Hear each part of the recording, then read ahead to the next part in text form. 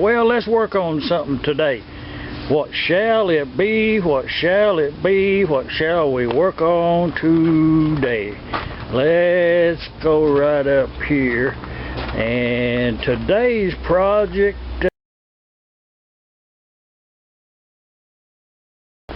is them things right there, side covers. Okay, that's the full length of my ram travel the way I got it set, but see, that is free. You raise up on that, remove whatever amount of distance you need, and it set the gear free. The setup I have, and this is a side cover off of a 1.5 horsepower McCormick Deere M is what this is.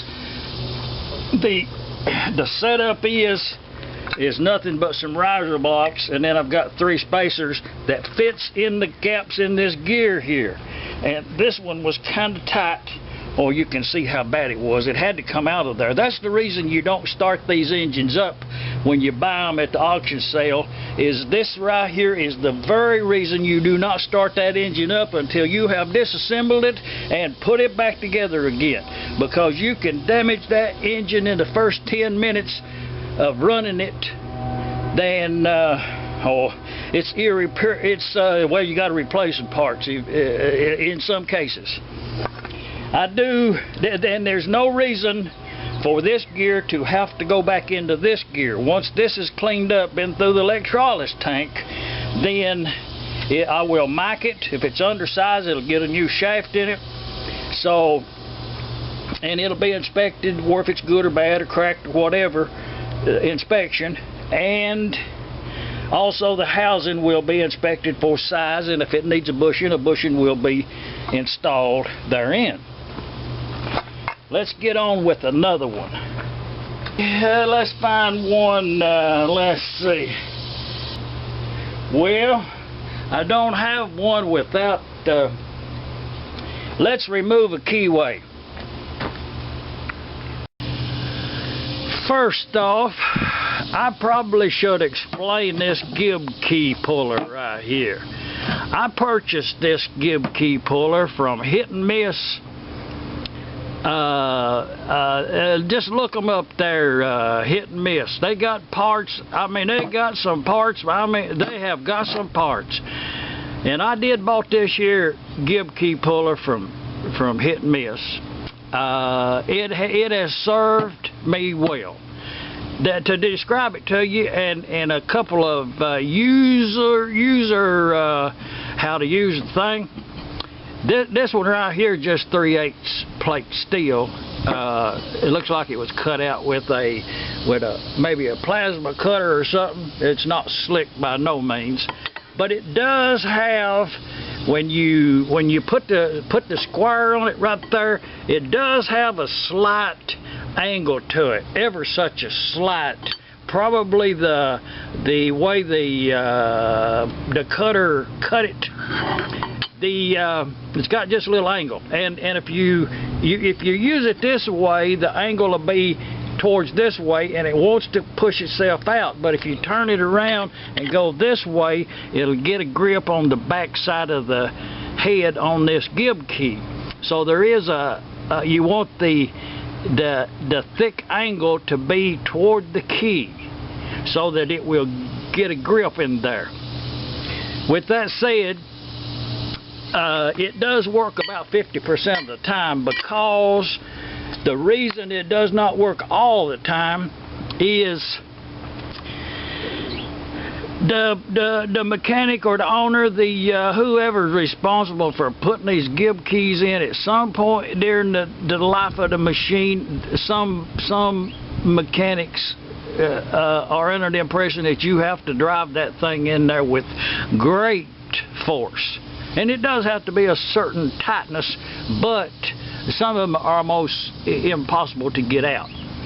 This and it's at an angle, and in principle, when you, as a chisel, as a chisel. When you use it, it's a large taper. The reason this thing is banana shaped is so that it clear the flywheel. You could use a chisel like this right here, but it's straight and it will be against the flywheel. That's the reason for the angle of this one right here. And to put this in like it right there, and to hit it on the side, to hit it in this area here, then you will bend your puller. The thing is designed, something with a taper is designed to spread as it goes in there. So you can bend this thing right here if you hit it with a hammer on this side. So the correct way to do it is to hit it as a chisel, is to hit it on the end.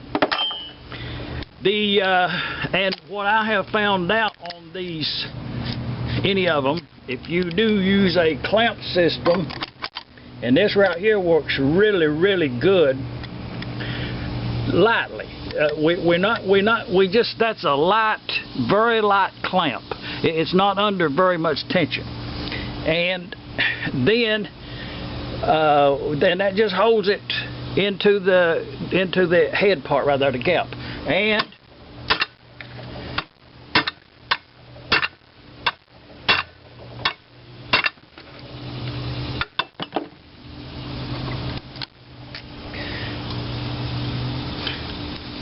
spray her down.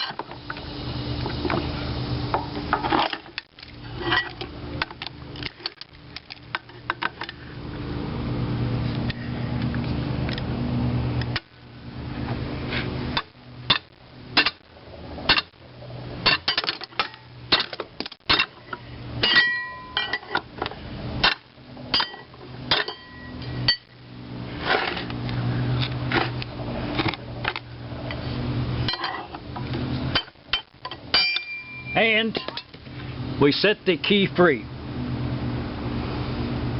These are available new. You can buy these new at the local hardware store if they got them. Let's get another one and get another now.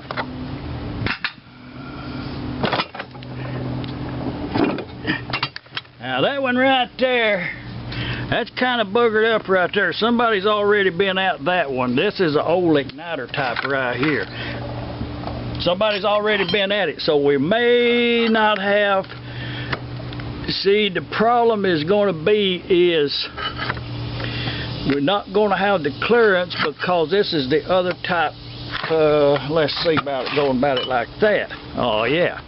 All right. If it ain't right, turn her around.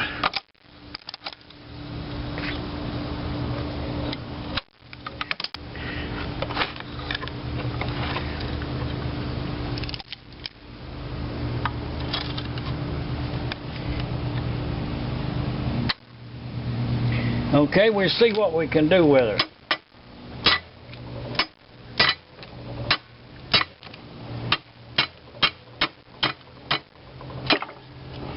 Okay, we got another one out. Y'all ought to try to get you one of these gib key pullers. You know, I just used the thing. I don't take no credit for designing it or nothing like that. But I will tell you, I have removed a mini of a gib key with it. Let's get another one.